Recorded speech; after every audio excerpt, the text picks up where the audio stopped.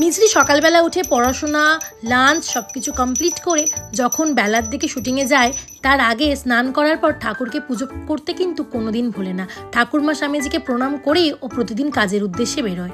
তারপর ঠাকুরকে জল মিষ্টি কিন্তু নিজে হাতে প্রতিদিন খাওয়ায়।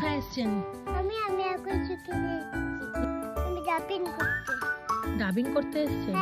দুপুরবেলায় আমরা বেরিয়ে পড়েছিলাম মিছরিকে নিয়ে ডাবিং করতে।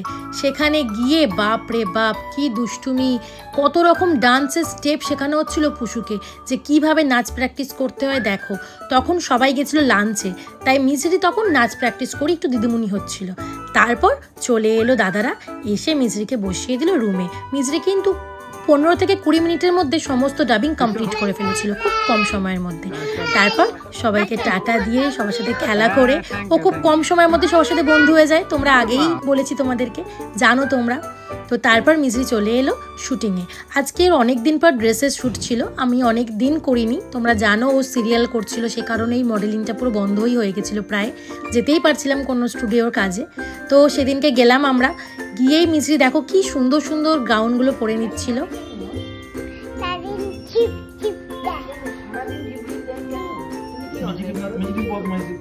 বাচ্চা মেয়ে কি খাচ্ছিস তুই?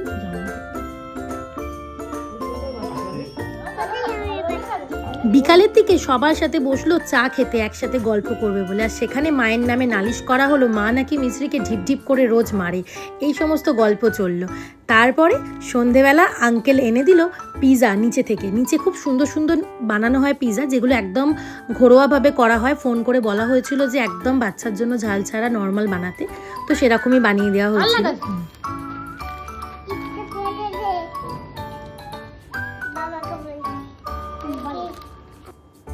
নিজে তো পিৎজাটা খেয়ে নিল, এবার বন্ধুকে চিপস খাওয়ার সময় অনেক রকম জ্ঞান দেওয়া হচ্ছিল। চিপস খাস না, পেটে ব্যথা করবে। সব সময় দিদিগিরি আর পাকামি করতে ভীষণ এক্সপার্ট।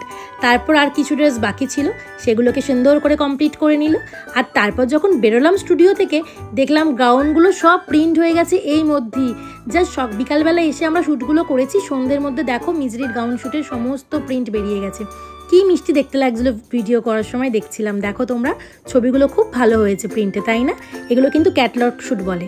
মিছরি কিন্তু এগুলোই করে। আর অনেক অনলাইন শ্যুটেও মিছরিকে দেখতে পাবে, ফ্লিপকার্ট, অ্যামাজন, মিশো, বিভিন্ন জায়গায় বেবিদের ড্রেসে। আর ফার্স্ট ক্রাইয়ের তো ব্র্যান্ড নিজেই, তো সেগুলোর তো থাকেই মডেলিং।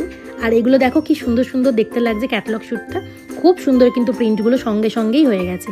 তারপর এই সুন্দর সুন্দর ফটোগুলো দেখে সবাইকে টাটা করে সেদিনকের মতো মিছরি চলে এলো বাড়ির উদ্দেশ্যে।